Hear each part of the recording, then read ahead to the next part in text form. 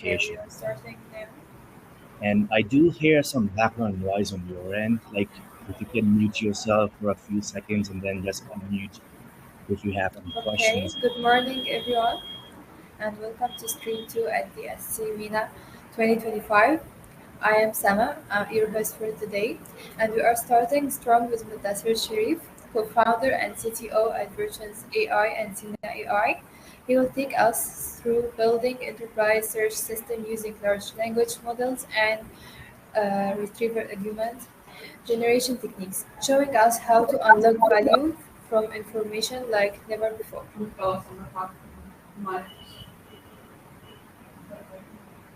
Sounds good. Thank you for having me, Maya.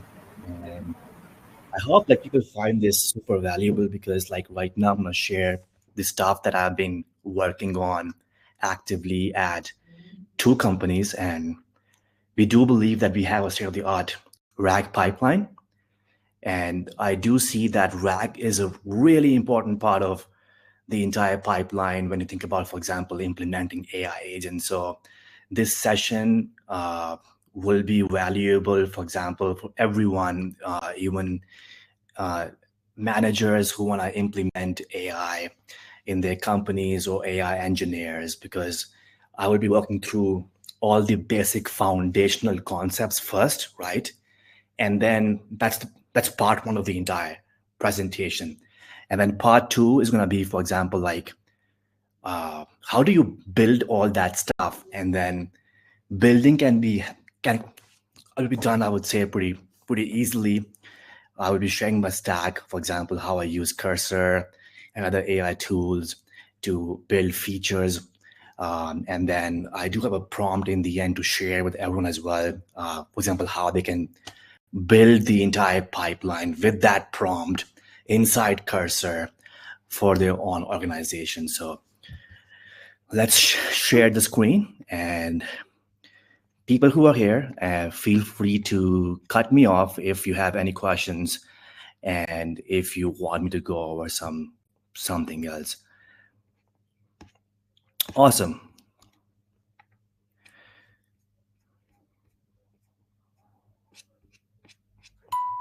Let's hang on for a second, please. Yeah. So if you think about, for example, I guess like everything starts from the basic RAG architecture. Like the concepts, for example, are the same, but in the end, they are more and more detailed. So I have organized the entire thing in a way, for example, I cover the basics first, and then I will be jumping into more and more details just to cover some advanced concepts or what has happened in the last few months, which is really exciting, and how that has improved the accuracy of the entire RAG pipeline. So that's the plan. So foundation first, and then there will be more advanced concepts. In the end, there will be programming as well. So, like for example, like every RAG pipeline, like what's RAG used for? So in the end, like we have AI agents. AI agents need to perform some action. For example, the action can be, hey, let's reach out to the finance stakeholder and ask a question. The question can be, hey, you are a CTO or a CEO, you are in the meeting. Just imagine you have a really large organization, you have a question you want to get answered, right? So, and then the answer to that question maybe is in some PDF or in some doc file or somewhere else, right? And so you don't want to have the question answers right away. How will you do that? RAG is a process of retrieving the right information, and so we can use it to do some action or something else in the future. So what information do you retrieve is super important. For example, like let's say a CEO is in the meeting and the question is, hey, what's my forecast for next month? Let's say the forecast report is in Google Drive, right? But the RAG pipeline somehow gave you some information about the forecast for last year, right? Which is not relevant. So how accurate the information we retrieve is super important, because that is the context that we have to, in the end, give the AI or LLMs to work on, right? So, for example, for sure, if the data you get inside in the LLM is wrong, how can you expect to have the right answer, right? So basic, on a really high level, for example, we want to retrieve documents, right, or information. This can be web pages, this can be PDF, this can be a database, this can be Firebase, no SQL or SQL. The data in the company or anywhere in the world can reside in multiple formats. So that is a really important starting point for every RAG architecture, right? Number two is, for example, like let's say our data. So the company that I work for have data in petabytes, let's suppose, right? So we can't just like dump all that petabytes of data within the LLM. LLM won't be able to analyze everything. LLM has a context window, right? They can only hold a certain amount of information in the memory. If you add more information, it's gonna like go rogue. It won't be able to understand. So you have to like input the only a small amount of information that the LLM models can handle right now, right? So the process of breaking down all your data into multiple formats is what we call chunking. It's simple words like we divide data into small bits. And then the next part is, for example, like what do we do with these small bits, right? And then how do we decide which bit is which of these two or three chunks is the most important one that we need right now for our system? And that is where, since all our algorithms, for example, it can be NLP or deep learning or LLMs, they understand vectors, right? Or numbers. So the next step is, for example, is always that we have to divide those chunks, those bits into numbers. And those numbers are what we call embedding in a really high level. Embeddings are just vectors.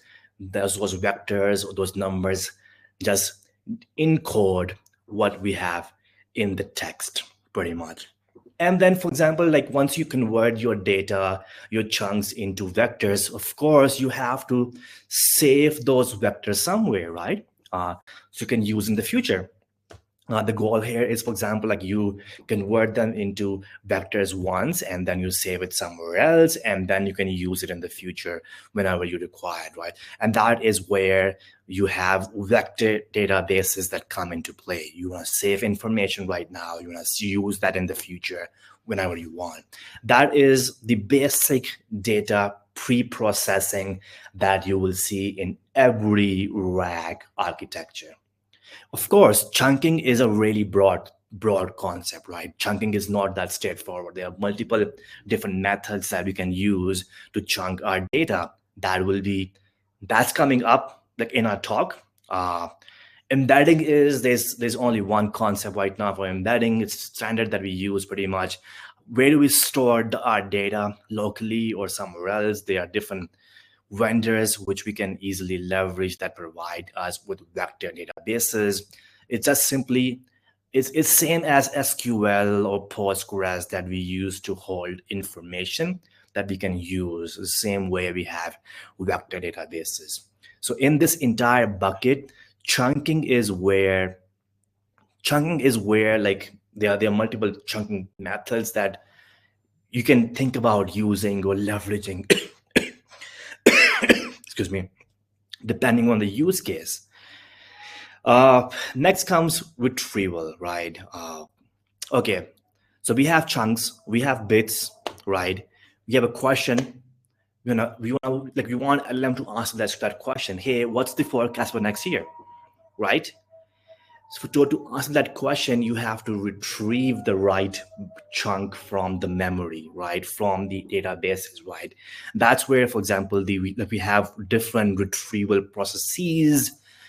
There's some basic one. There's some recursive retrieval. There are different methods that you can use pretty much. And in this talk, I will also be covering all those as well. And then towards the end, we will be implementing them as well in programming, right?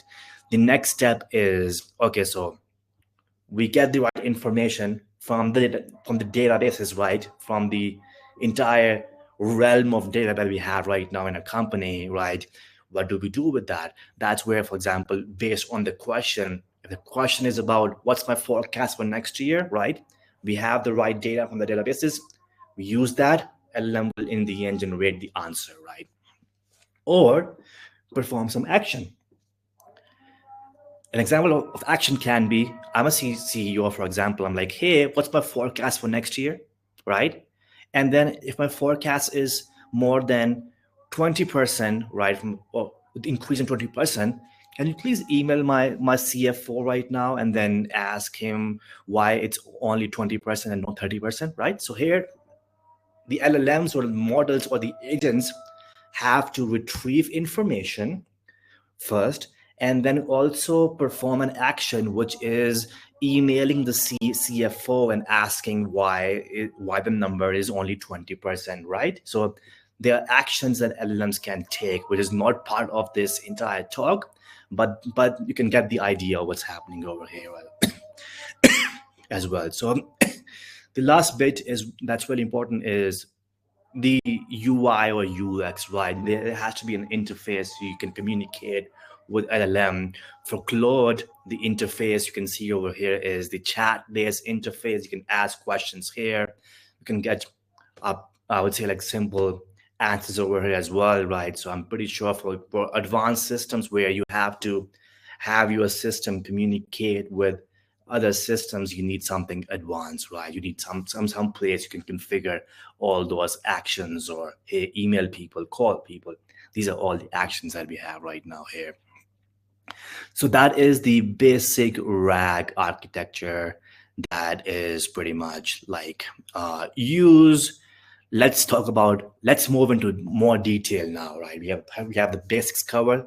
Let's have more details now, right? So moving on, so there are different methods. We will be, first of all, I would say, like jumping into this retrieval processes. There are multiple ones that we can leverage on. There's some basic ones, there are advanced ones. So in the next part, we will talk about different methods that are used right now for enterprise search or large data search. Excuse me. So the simple one is like the basic one is called multi-vector retrieval. It's pretty straightforward. Like you have your really big document over here. You divide that into small bits, and that's it. And then you convert that into vectors. You store that, and then you can retrieve the chunk. Hey, like the answer I want to get the question I want to get answers for, right? For that question, the information is, let's suppose, in Google Drive in the PDF called sales forecast, for example, right? So these are all the chunks you want to get in, right? And then that's a pretty straightforward first step architecture that you can use right now, I would say, right? Just 1 second. So the next one is called high D architecture. That is really important. For example, that is like that has a really important concept here. So to explain this high D architecture, I have the other example in mind. Let's like you have different departments in a company, right? You have sales department, you have the engineering departments. If you read the documents of each department, right, you will see a clear pattern there. The language, the choice of words that are used in each department is different. It's quite possible that the engineering is using a, a really complex engineering keyword to describe some feature, right? But if you look at the sales presentation, the same feature is described in a different way because the sales presentations are for customers and they want to simplify things, right? Even though the information in both documents, in engineering and in sales, is the same. The choice of words can be different, right? And that is where, for example, like you run into a problem where you are asking, where you have sales asking question, the information is in the engineering docs, but since the words are different, basic RAG won't be able to fetch that chunk, right? What happens in that case? You run into a problem called lexical chasm. The words are different. That is where, so to resolve that chasm over here, what we do is like in this architecture, pretty much like you have a user query, and then in the end, before we even go and start to get all these, I would say, chunks, we generate a new query, right? And this new query or new question will also incorporate all the keywords that are really important for both departments, just to help the rack pipeline understand, hey, for example, that right now the customer wants to talk about this thing, right? And then this thing can have different keywords or different things, right? Different words. And that extra context or meta information in the entire architecture really helps, I would say, retrieve the right information pretty much. So number three is like query transformation. So here, for example, the concept is a bit different, right? So they're like, for example, like it's quite possible that, so if you perform the RAG with slight variation of a question, you will end up fetching different documents, right? It's quite possible that if you have a question about forecast, right, the the chunks you will fetch from the DB or databases will be different than the chunks if you rephrase that question somehow a different way. So query transformation says, hey, like for example, you want to have variations. Let's have a question. Let's generate different variations of a question. And then for each question, let's run a RAG pipeline to fetch all the required chunks where we have the information for each of this query. And these variations will make sure, for example, that we are not missing, if variation one, somehow we missed a really important chunk, right? When we ran RAG with variation one, it's quite possible that with the other variation four, with different keywords used in the question, it's quite possible that we will end up getting the right chunk four, which was missing in the first variation. So having multiple variations of a question and then performing RAG in the end to retrieve all the chunks, and then you compare all the chunks and see what we have unique, and then you go from there. This way we do more exhaustive search. We will end up with some extra information which will have to feed into LLM, means you will end up spending more money when you run the entire RAG pipeline here in this way, because you have multiple variations you have to run, right? And then you also have to feed in more chunks into LLM to process. What happens in this case is, for example, you run into a problem where you have more tokens or more tokens used by LLM. So you incur higher cost, but at the advantage of higher accuracy. So for a use case where accuracy is really important and you are willing to, I would say, compromise on the cost, query transformation is a perfect architecture for that use case. So I'm going to stop over here right now, go back to the over here and see if there are any questions that anyone wants to get answered.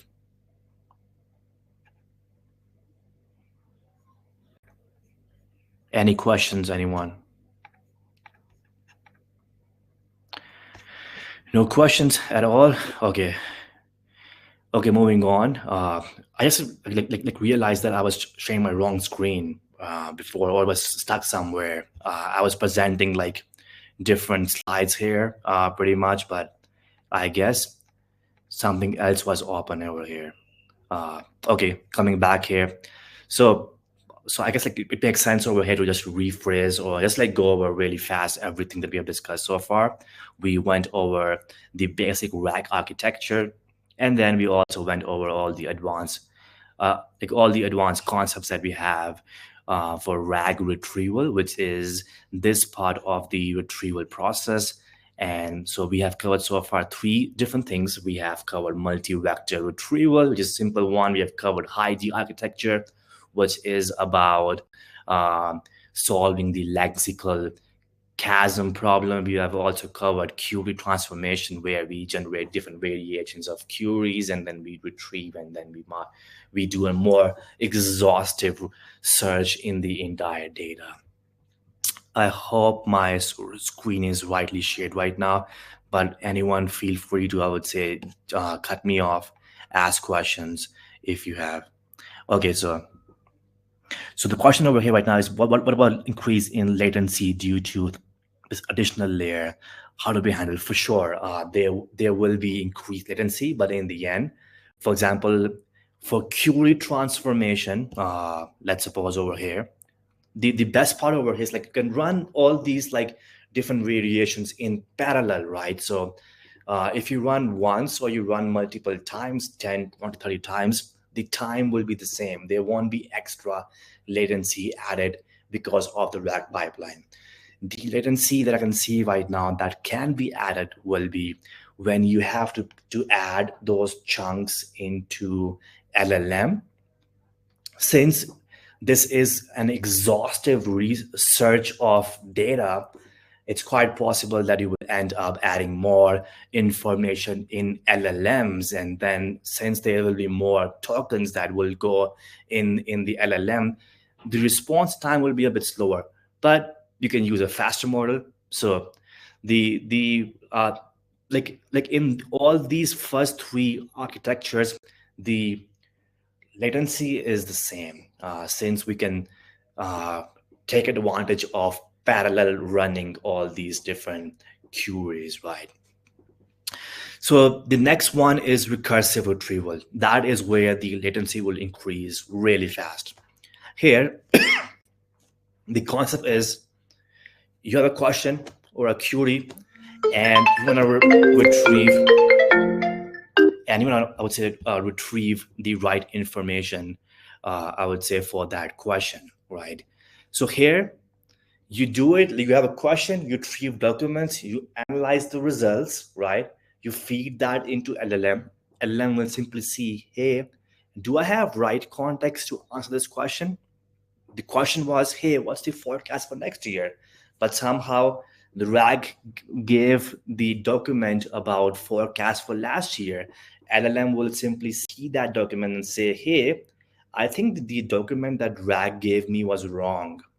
This document has information about last year. I want next year, right? So LLM will simply give feedback to RAG pipeline. Hey, can you please go back and give me the right document once again? So here the RAG will be triggered once again with some extra meta information added in the query or a follow-up query. And then that follow-up query might have some extra information which will help RAG retrieve the right document.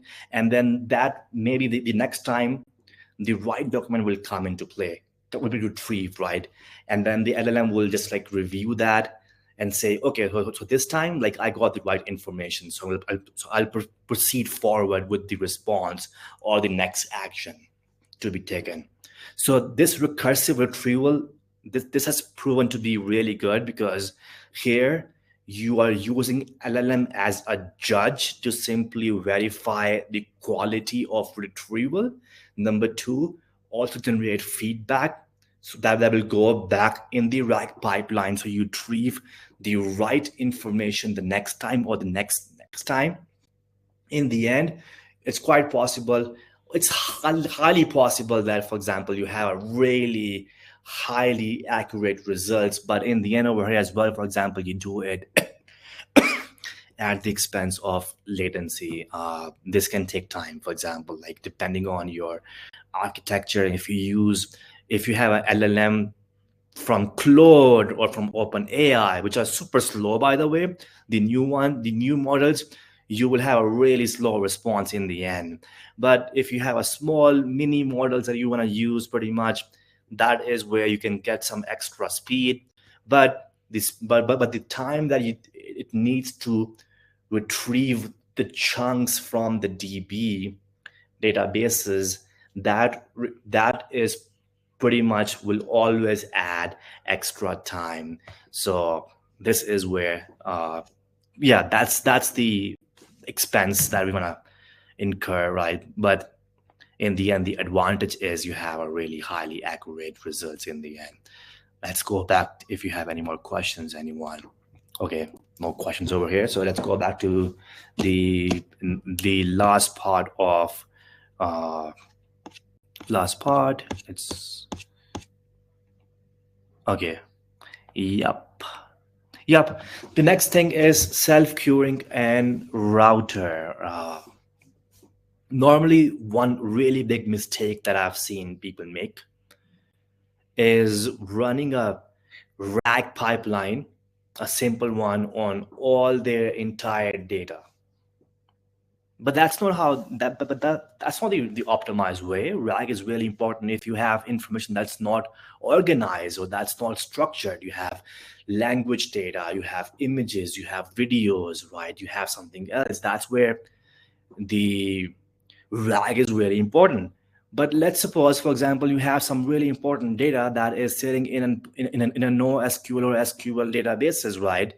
That data is pretty much structured, it's organized, there are tables, there are rows and columns, right? And so if you want to like simply retrieve some information from that data, it's simple SQL query, right? You don't want to like run the RAG pipeline on the entire databases, right? So it makes no sense to have a RAG there. That's where the query under the query self queuing and routing, this part is really important because it decides, hey, do I like the things I want to get answered, like I want to retrieve some chunks here, right? So are these chunks, uh, is this data residing in my Google Drive, in my PDFs, or in my NoSQL server, right? Depending on this answer, right, it will just like call the right function to retrieve right data. So this is more optimized way. That is where that is what unlocks the real magic, because like now you don't have to just, you can also answer questions based on data that resides in your NoSQL or SQL databases. This is pretty much all the advanced, I would say, architectures pretty much for the retrieval process. That's the really important part of the RAG pipeline. So moving on, the next really important part is chunking. So chunking, there are different techniques that we can use as well in chunking. Just hang on for a second.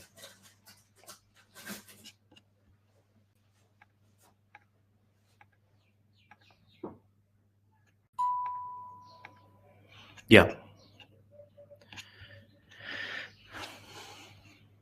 just 1 second, please. Yeah. So like, so we went over chunking really briefly. That okay, so we have like some really large amount of data. We're gonna divide that into small chunks, right? And then we'll go over all the chunks and see, okay, so chunk number 1 or 2 is really important to answer the question that we want to get answered, and then we get that. So the basic way of chunking is, hey, I have data that has like, let's suppose 1 million rows, right? Let's divide them equally into chunks of 500 tokens. That's a really basic method of chunking or dividing your data into small bits. No logic at all, equal sizes, and then you are done.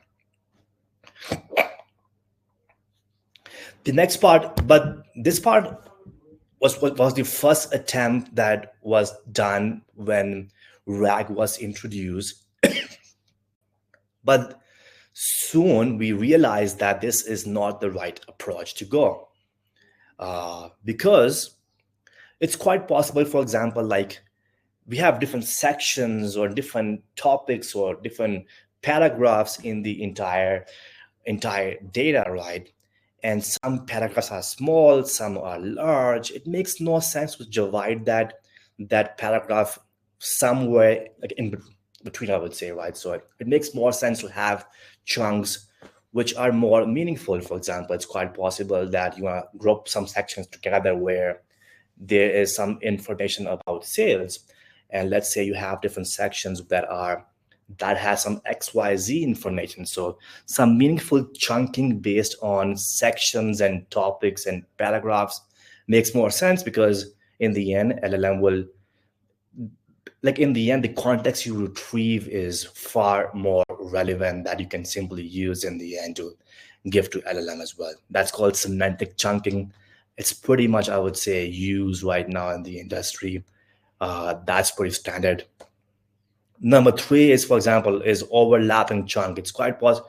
What happens, for example, sometimes like when you do chunking, you like you have some really large document and then you divide that into paragraph. It's quite possible that towards the edge of each chunk and then towards the start of the next chunk, there is some important information, right? Some uh, how do we call that?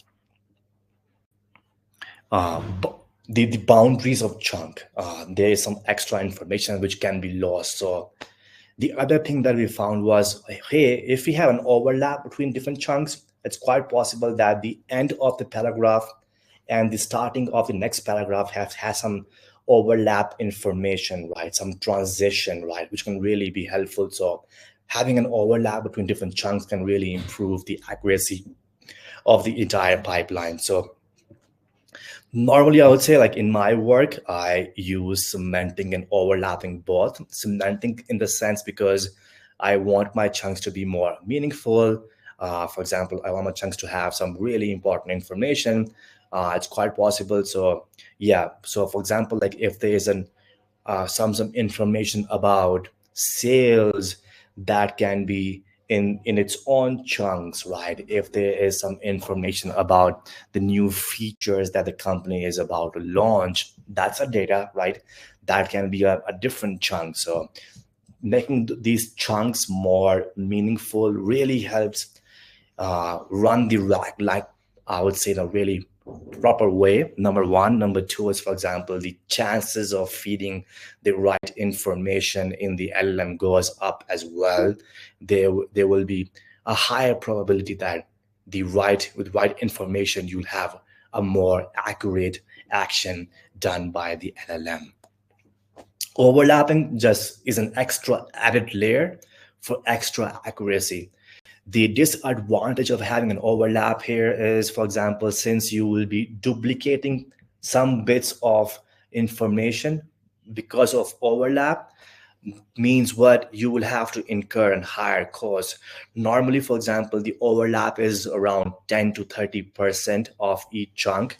And so let's say 10% or 20% on both sides, you might end up with the database cost that's double your original cost. So the only disadvantage over here is cost, but in the end, you have an extra information that you get, that you will be retrieving, which can go into LLM, and then that is super important as well. So this is the next main thing about, for example, some foundational concept about what's happening in this chunking when it comes to building the entire RAG pipeline. So I'm going to go back right now to the conference and see if we have any more questions. If not, then yeah, we do have more questions. I want to know about your experience with semantic chunking. It seems like it's the best option, but often the overlapping gives me better results, if not always.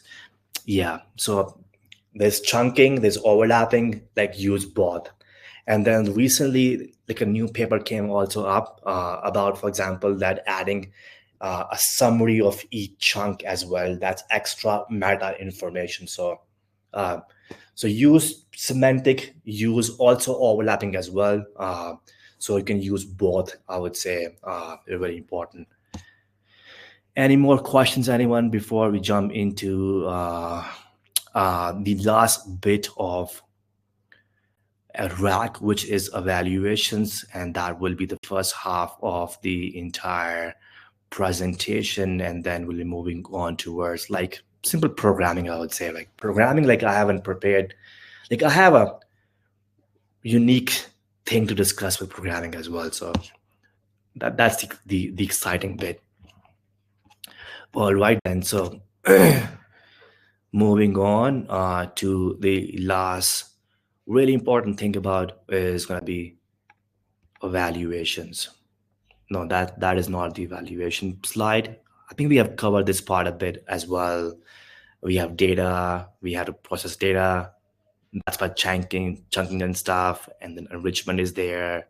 We have all these bits and stuff. So the last part is evaluation. So like, okay, so let me. So RAG is a system, right? So like, you won't know what works for you if you don't have a really robust evaluation framework in place. Like you want to understand and compare different methods and see which works best for your pipelines, right? It's quite possible that only cementing is way more than enough. Like even with the overlapping, there is no extra lift in the accuracy, but there's a really high increase in the cost. And in that case, you might decide, hey guys, like let's skip the entire overlapping part. We are just fine with the semantic chunking because that gives the optimized results given the price that we incur, right? So and these are all the discussions that can only happen if there's a way to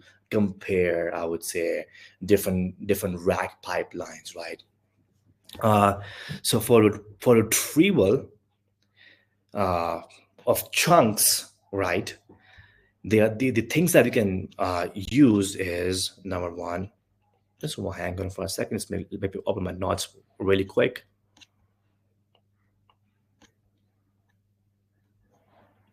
And then, by the way, for example, like all the documents will be shared as well, so you guys can also review that in your free time. So, number one is called precision. Let's say for a question, we like pipeline gave us three documents. Hey, you might get your question answer in these three documents, but then you read these three documents, you see that hey, like only two are important and relevant. The last is not important, right? So in this case, the precision is 67%. So it's simply a percentage of right things retrieved out of all the information or chunks retrieved by the LLM. That's called precision. Number two is called recall. Let's say, for example, the question was, for example, by the CEO, hey, what's my forecast for the next year? And also the forecast for this year, right? And then the question has two really important bits, this and the next year, but the documents that you are able to retrieve from the RAG pipeline only has information about the forecast for this year. There is no document or there's no chunk with the information for the next year. In that case, what happens? The LLM was able to only recall 50% of the right information that is required to answer that question. That's called recall, right? So it's a two very important question here. Normally, for example, like you can afford to compromise on the precision. It's quite possible that you are able to retrieve five chunks, three are important, two are not important. That's the garbage that you will also be feeding in the LLM. That's something else. But having a really bad recall rate is really bad. So if you don't have a chunk with the information about the forecast for the next year, you won't be able to generate a right response in the end. So the bad recall really hurts the entire RAG pipeline. So normally you always optimize for the recall for accuracy and then at the expense of precision for sure, right? And then the precision only is very important. For example, if you have a large amount of data, and then you are fine if your pipeline is failing somewhere, it's fine. But the cost is really important, right? For example, for the new class of search engines that are coming, for example, we have Perplexity, right? So there, it's fine if they don't have a really high precision, but in the end, they want to optimize for the cost as well. So, and then, for example, like the rack, when they give you information or chunks, right, they always will also rank them. Hey, I think chunk number two is more relevant than chunk number one and three. So there's also a rank there. So you want LLM to, so the rack to also rank them properly, right? Hey, you have the most important chunk here, then the less important, and then the least important, for example, right? So that ranking has to be really good. So if you have a really high rank, right, you always will be getting a really high precision in the end as well. So that's really important. That's a third really important framework for evaluation.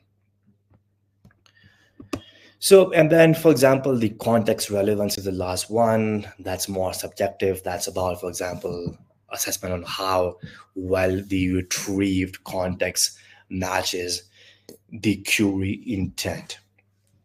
So that's the retrieval part.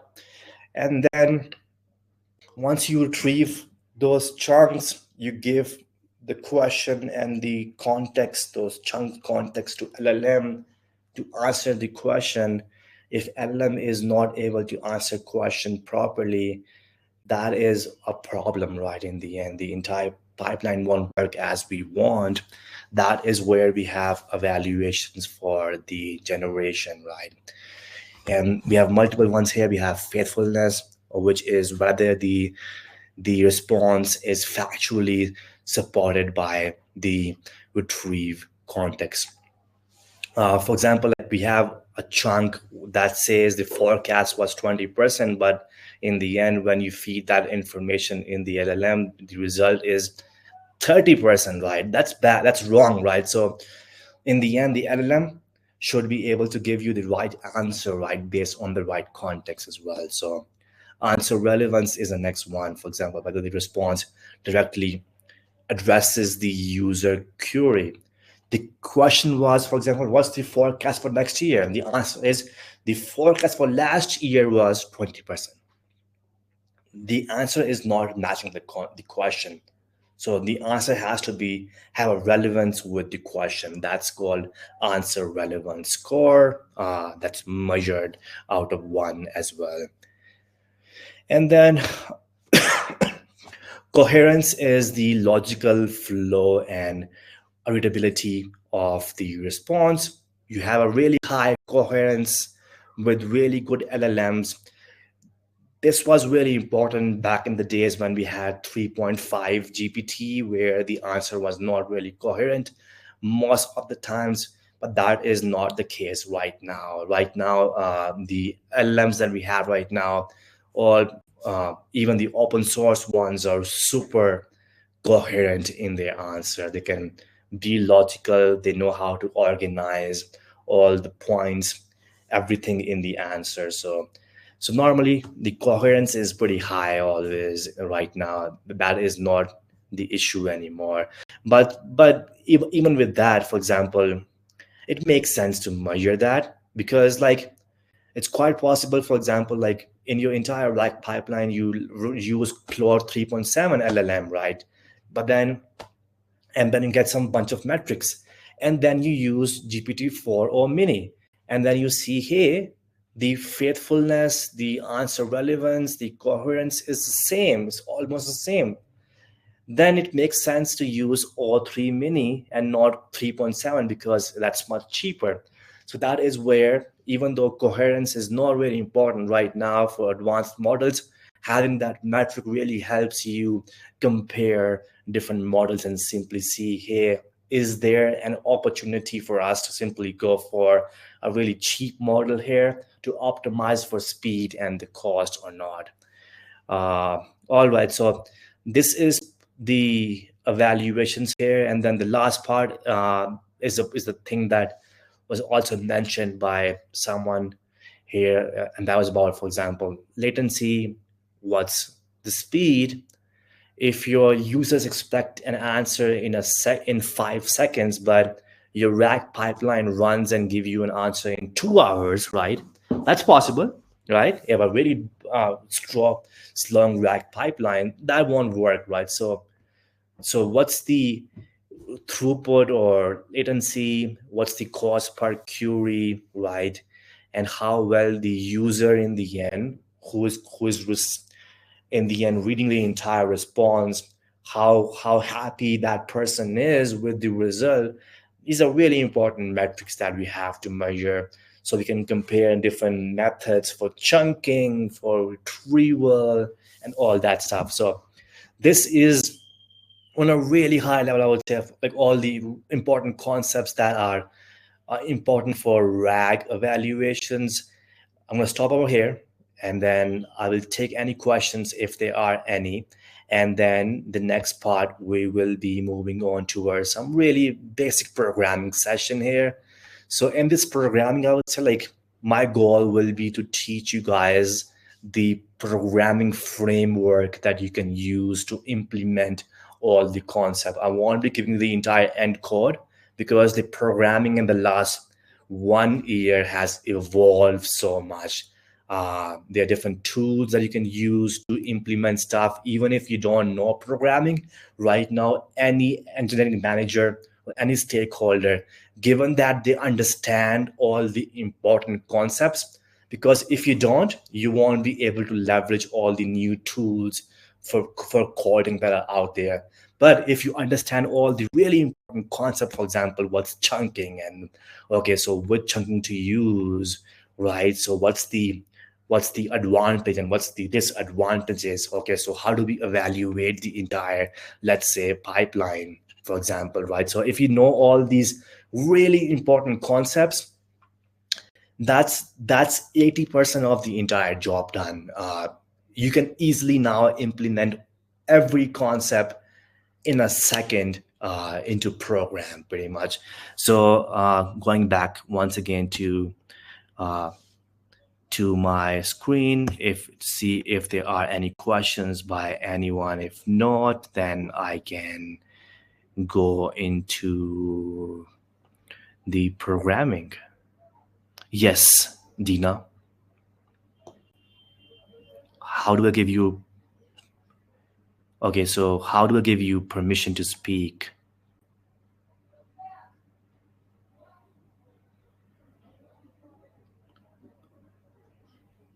I am not sure. How do I give you permission? Uh, so Dina, can you I don't know, maybe like write your questions down somewhere? Okay, yeah. Yeah, ask here. And then as you were asking the question, there's one more question from Muhammad. Do you think RAG will become obsolete due to the large context window in the new model? Like, no, I don't think so. So having a large context window has a different purpose than having a RAG. So think of how the human brain works. If I have to answer, if you ask me a question, I have to answer, right? So the brain will go into the memory, it will retrieve right context, and then that right context will be used by my brain in the end to generate an answer, right? So every time you ask me a question, I'm not unloading in my CPU, in my human LLM, all my memories of my last 30 years, right? That will be insane. Like, my brain, even though it's super powerful, it's way more powerful than any LLMs that's out there. My brain won't be able to process all the memories just to answer one question. Like, I will be super slow. Like, I will give you a response, I don't know, like after 5-10 days. Like, so the purpose of RAG is to make sure, hey, like, let's retrieve right memory or right data and give it to LLM, pretty much. So And then, for example, with more context window, what's the advantage? That's your RAM. RAM is the information that you can hold in your mind at any given time. So the advantage of RAM or higher context window is, for example, let's say before we were struggling with recall. We if that we can only add 3 chunks in the RAM in the LLM because of the context window constraints. And it's quite possible that those 3 chunks don't have the right relevant information, right? So your LLM won't be able to work properly. With the higher context length, what's happening over here is that you have an ability to load more memories or more data in your LLM pretty much. And that gives you the advantage of even if you have some garbage data in, it's fine. Like you can compromise on the precision, but the recall is really high because you have all the right information inside the LLM. So there are 2 different concepts: context windows and RAM or RAG, right? So RAG is not going anywhere. RAG will improve over time, but the RAG purpose is to retrieve right memory or right data so the brain or a LLM can simply use that information.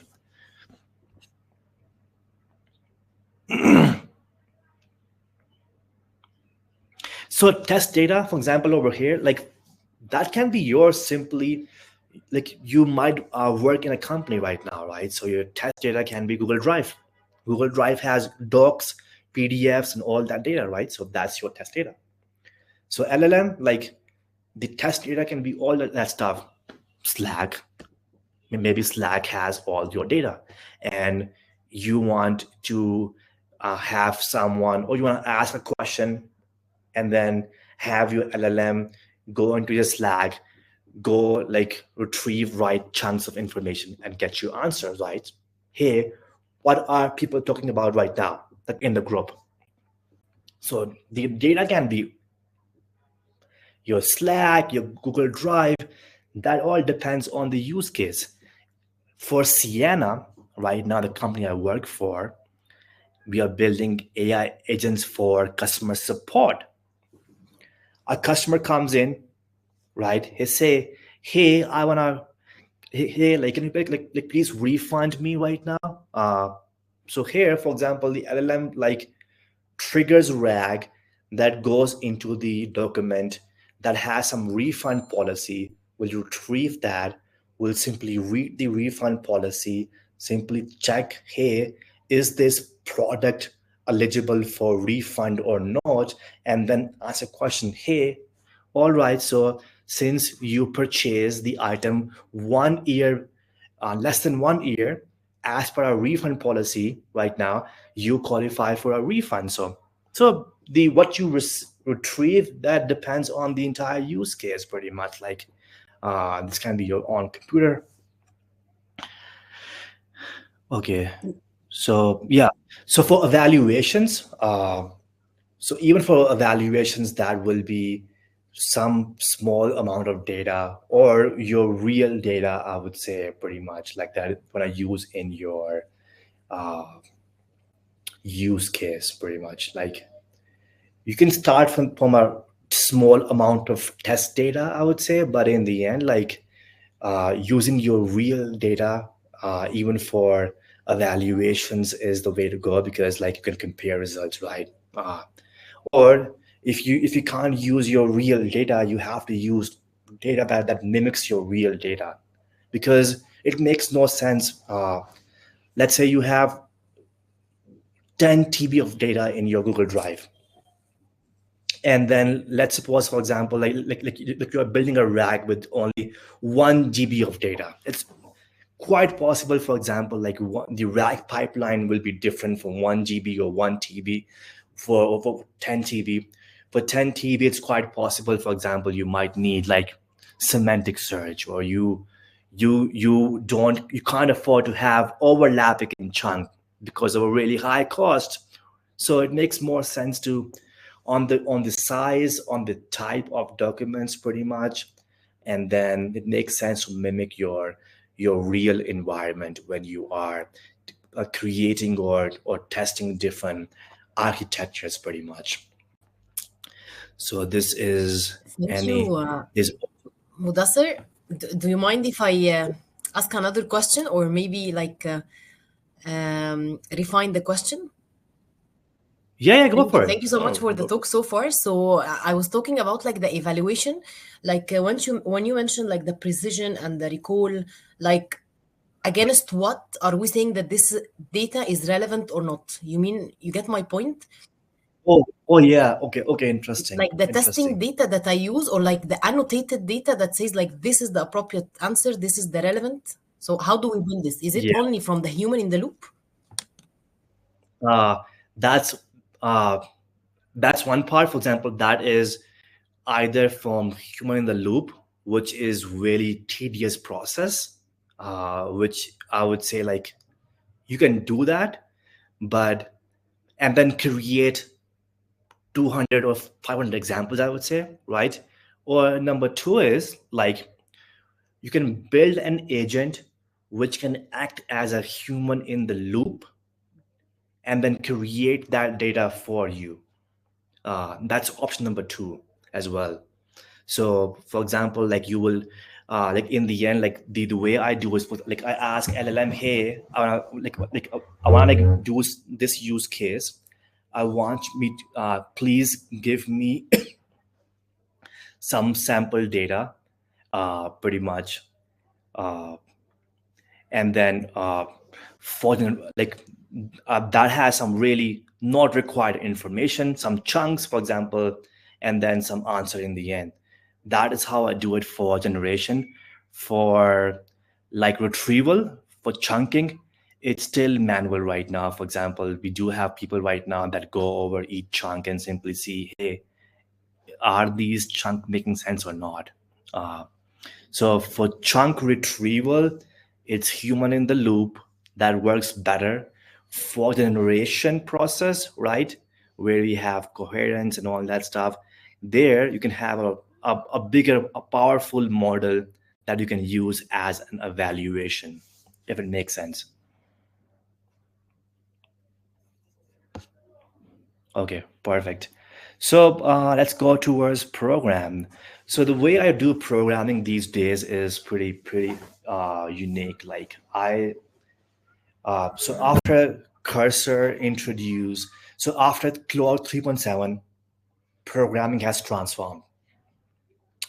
Before, with 3.5 or other models, I saw that if you use Cursor or any other AI tool uh, within JavaScript, the quality of code was really good. But if you have Python, it was really bad.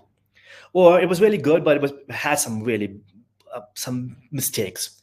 But with Claude 3.7, that model is super powerful enough. Right now, for example, you give in the entire requirements, and then that will do the programming for you pretty much. And that is a goal. But then before you do programming, you need to have your entire foundations right. You have to understand what you want to build.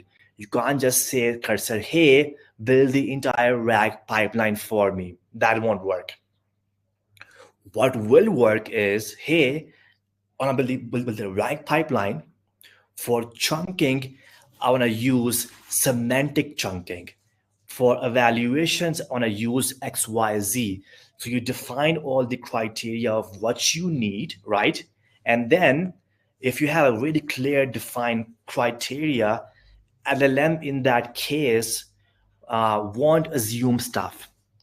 Like otherwise, they won't know whether you need chunking, semantic one, or overlap one. So you need to have an understanding of what you need. If you have that clear, then learning how to program is super straightforward. Like there are different frameworks out there which has the entire code done. All you need is to tell Cursor what to do, and then they will do it for you, and then they will do programming for you, and then they will say, hey, do you think this program makes sense to you or not? If yes, can we just like simply find mistakes here? It will go back like in the code, read all the files, evaluate, find mistakes, and then do course correction if required. And then on the other hand, and then you will say, hey, like, how do I test my code? It'll give you ideas on how to test your code properly, right? So then, like, the entire, like, that experience is more collaborative, where you as a person who understands concept is telling the cursor or the agent, the AI programming agent, what to do, and it's doing it for you, right?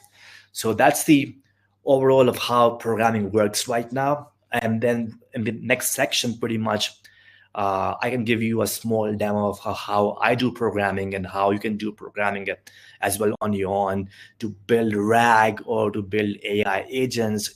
This can be any stuff. I think that's super powerful, and I hope that everyone can become a programmer. I would say, like, I don't think like in next 1 year there will be a requirement where you have to have a CS degree to do programming. Just how powerful these new tools are. You can leverage them really right out of the box and then implement stuff. Given that you understand the foundational concept of what you need to build. Okay, let's moving forward. So I like open cursor. I was like, hey, please create a virtual environment for me for Python. It gave me a code, it ran the code, and then in the end, it was able to build all this folder, which has the entire virtual environment. For people who don't know that, so virtual environment is where you save all your packages or libraries. So a package is a collection of code that comes out of the box, right? So it's a code that's out there on the internet that you can simply leverage by simply say import and use. So, and then the environment is a place where you can hold or save all your packages. In short, so people who have some programming background, they already know about this VENV. So people who don't know that, this is the entire, on a really high level summary of what this VENV is. So let's try it out. Like, I haven't tried this out before. So like in the end, I gave my entire talk to LLM. I was like, hey, these are all the important questions that I want to answer, like concepts over here in the entire black pipeline. Can you please generate a prompt for me? The prompt needs to have some sections of what things needs to be done, right? And then, so for example, what is this? And then in the end, the goal is to to implement the entire concepts that we discussed in this talk. And this is what Claude gave me. I will copy and paste also in this chat, so people, I don't think you can copy and paste over here as well. So maybe I can share a Google Doc link with you guys right now. So you guys, if you have Cursor right now, feel, or you have Replit, or you have any other AI programming tool, you can also do programming with me as well. It's prompt for RAG implementation. I can share Google Doc link with everyone here really fast. Is viewer, copy and paste. So guys, you can open this up right now. This can okay, so let's try and see that. I don't need a link, I need to copy and paste the entire section here. Okay, so here you go. Here is the magic, I would say. And number two thing, for example, like always, like, so you know that you have to build RAG. There's chunking, there's retrieval, right? There is response generation. If you can like ask LM, hey, do step number 1 first, and then do 2 first, 2 second, and then 3 third, that's helpful for LLM to, or AI programming tools to understand things better, right? So number 1 is clear idea of what you want to build. Number 2 is like simply helping LLM like implement stuff in small chunks, right? So here is my please read the doc, the description above. I want you to, I am building RAG pipeline, and I want to build that step by step. I have organized my requirements in sections, right? Please read the doc carefully, and then implement. If you guys cannot see my screen right now, please let me know. That's very important. And then please read the doc carefully, and then implement section 1 only, right? So okay, section 1 is about document processing, right? I also, as you are programming, I also want you to think about testing the code, testing your code. So feel free to do anything here for testing as well. Let's see what happens right now. I'm pretty sure this code is going to work because I have Claude 3.7 Sonnet thinking over here installed. As this is happening right now, so it's going to generate, first of all, the requirements file where I have all my packages here, right? Okay, that's good. It's right now thinking, let's install all the packages. I'm gonna stop over here. And then wait for me to simply say, hey, run command, and now it's installing all the packages. Here is the magic, guys. Like, so it will be implementing the entire thing end to end automatically. So it's happening right now. Let's wait for a second. So your job as a programmer is just to simply sit and relax and observe. That's it.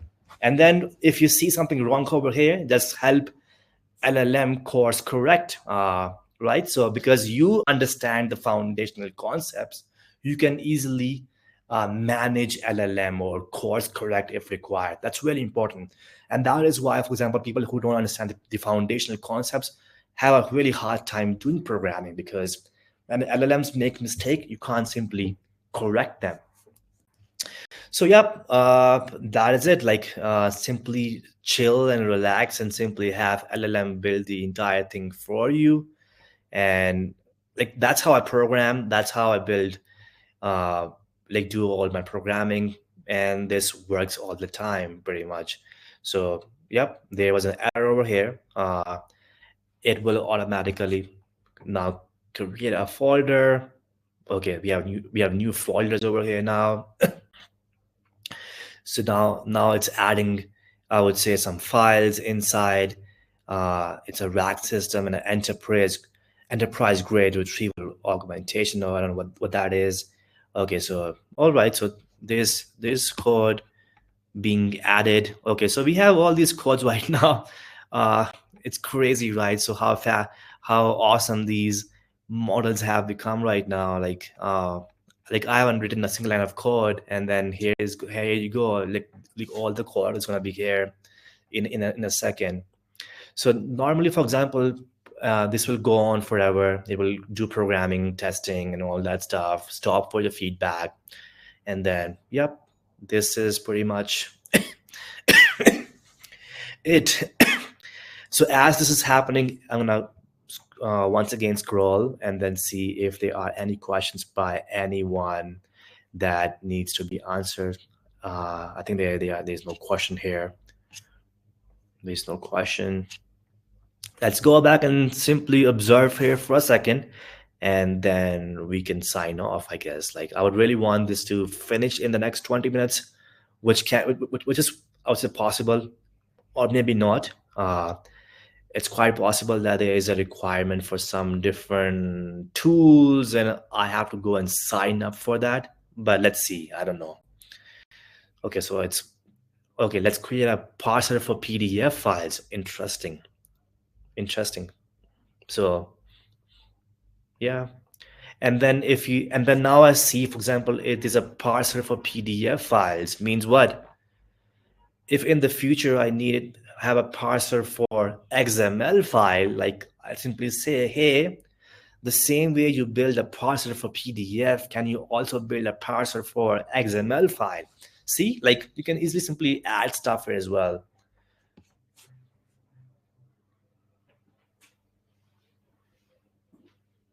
Yes, there's a pass right now for doc file. So if I go back right now in my doc, I have clear instructions over here to create a parser for PDF, docx, txt, and HTML, right? And then implement proper error handling. So this will do all these steps and then stop. And right now we are still in section number 1.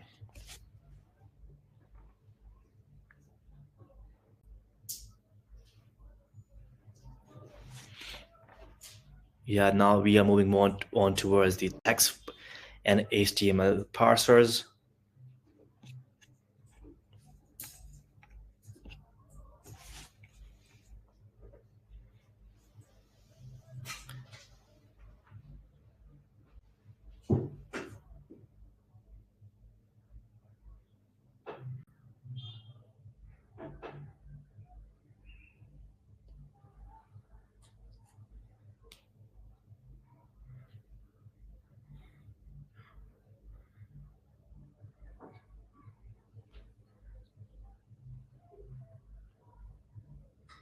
Yep.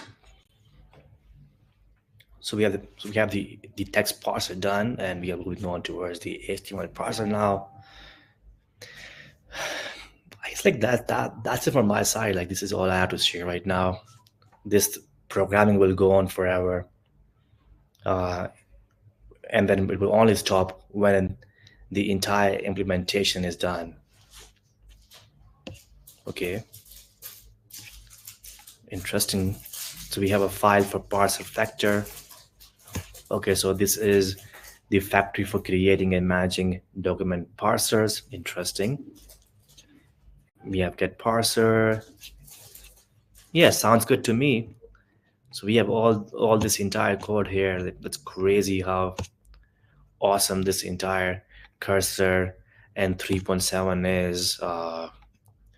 Scary also as well because like people like there's no need to hire more programmers now. You can simply build stuff really fast.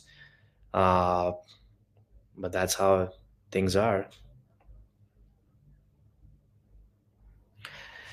All right, so I think I'll open once again. As this code is running, we'll continue to come back to it as well.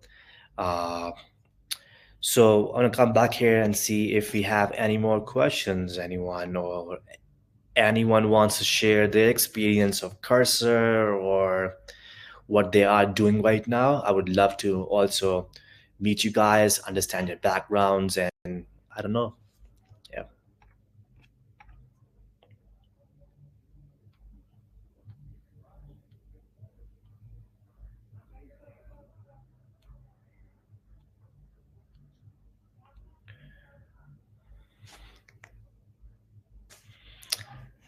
I guess we don't have any questions here. Uh, all right then. So we can do is we can just like simply look at the screen for the next 15 minutes and simply do programming with cursor.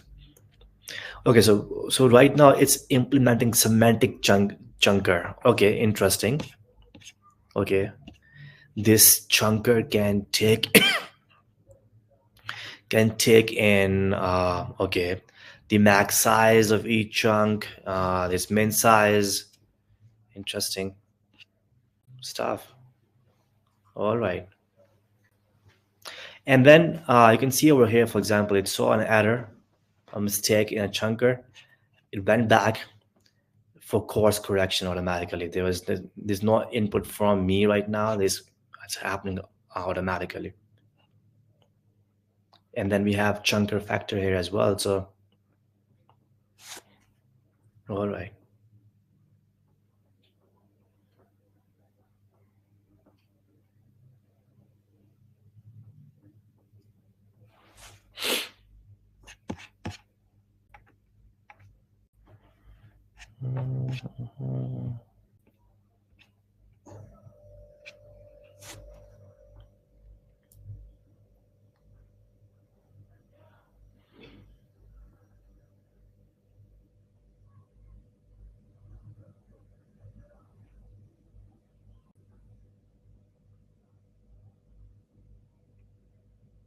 So now the next step is moving on towards the transformers, because after we chunk, we have to also convert those chunks into vectors, right? We have to create these embeddings, and then we have to store those vectors in some databases, right? So this is just the next step that's happening right now in the code.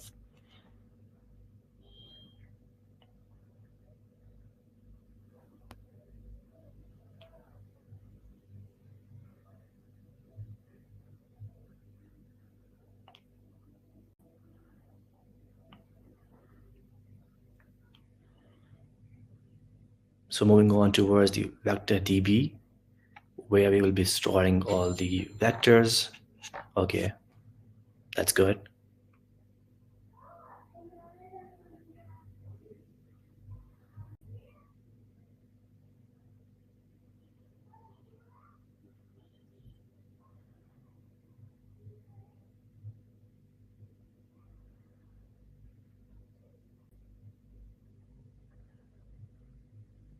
All right, so here cursor is programmed to stop after 25 tool calls. Here you can just simply say, please continue.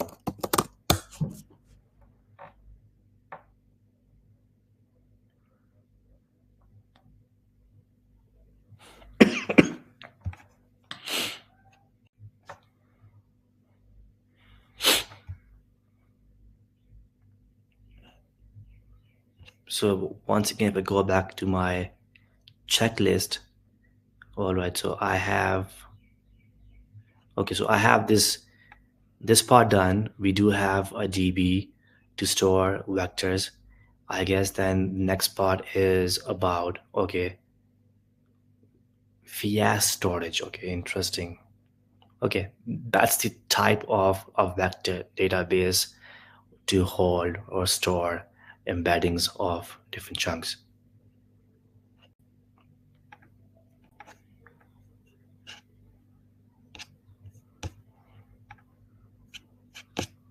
Interesting.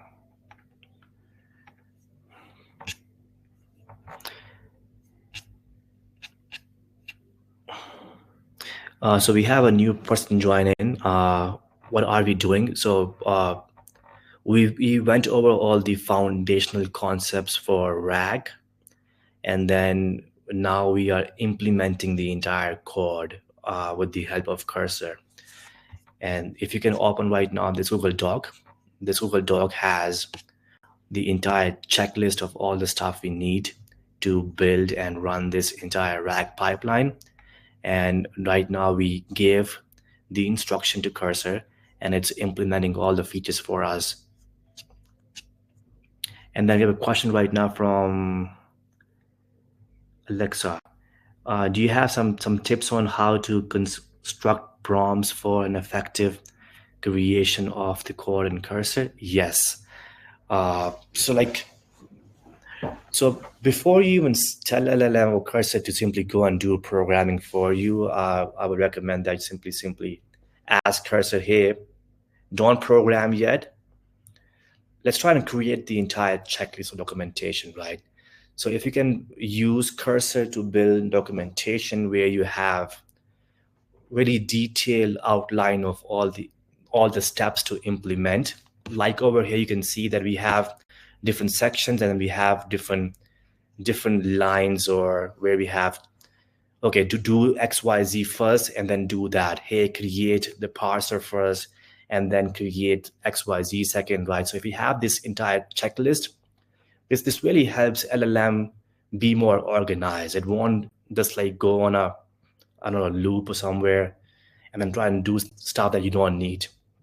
So like working with the LLM to build the entire documentation where you have the entire checklist, how in the end you want to evaluate or test your code, also have that part of the entire checklist as well.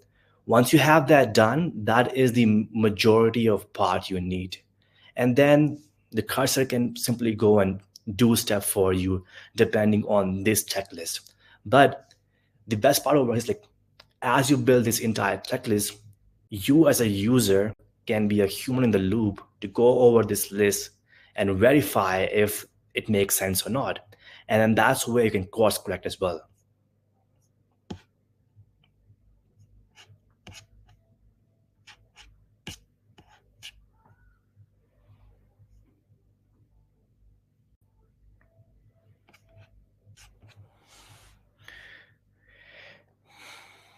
Yeah, so now we have the entire section 1 done. So it's moving on towards creating a simple test file just to ensure that the entire pipeline works. Yep. Let's see what happens. Uh, it they will have like, I don't know, like if you have some issues over here in the code, you will see the cursor going back and making sure that all the issues are fixed before the code is pushed into production.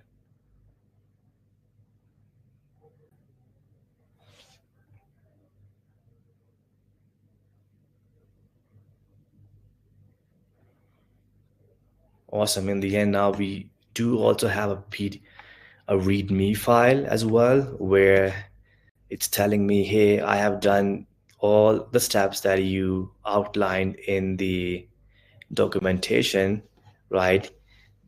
These are different components that we have in the code, and this is how you can install the entire code, given that you have pushed that in the production, or I would say in your GitHub. And then we also have like, okay, how do you run the code? You can simply have some sample documents and sample PDFs to simply do that, right? And then if you want to do recursive, there's a extra parameter here for recursive as well, right? And then there you can also do semantic chunking strategy over here. You can choose different semantic strategy for chunking. You also have an option to choose different LLM right here. So, and then you can also define a folder where you want your results to be saved. You can see how detailed this entire code is. Like it has done all the stuff that you need pretty much. Okay. In the end, so yep, that's the code done pretty much. This is the entire rag pipeline that we were able to like build really fast with cursor. You have the prompt, go and run the prompt, and this is going to be the end of it. Hey, let's like before we sign off, we can simply say, hey, can you please test the code as well? I see you created a test file or something. I don't know what that is, but can you please test and make sure the code works? Let's see what happens. Now I will go over the entire code once again. There is some, I do see some test data over here. For example, there are some test documents here. Okay, so it said, hey, run this entire code. Let's see what happens. Okay, so it saw an issue here. The PyTest package is not installed. It said, hey, let's go and install this PyTest package now. Okay. All right, so great. Now we have this entire thing installed. We can move on towards running this entire test file. Okay, so once again, it's like, hey, there's an issue over here. See, oh, we have this numpy package missing. All right, so click run. Now it will install all the missing stuff that is required that was not there in the first place. So it will go over the entire uh, we will be installing all these packages once again.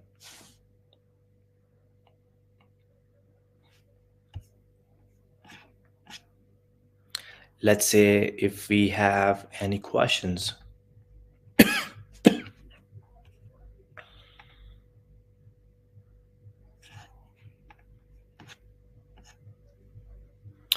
Yep, we only have 4 minutes left, everyone. So I think we are almost done, right? So we have the entire code done. Now we are just testing it out.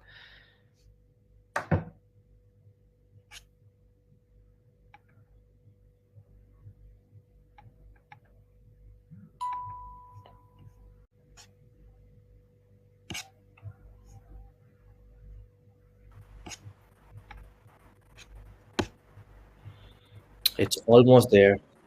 Okay. Thank you for that introduction. Stick around. We'll continue shortly after this addition. Sounds good. Thank you for having me in the event. You're welcome. Yeah. Yep. And so people who join this session, if you guys want to reach out to me personally, I can add my personal email here as well. You know my Also my work email, my work email. Feel free to reach out, ask questions. Happy to help. Awesome.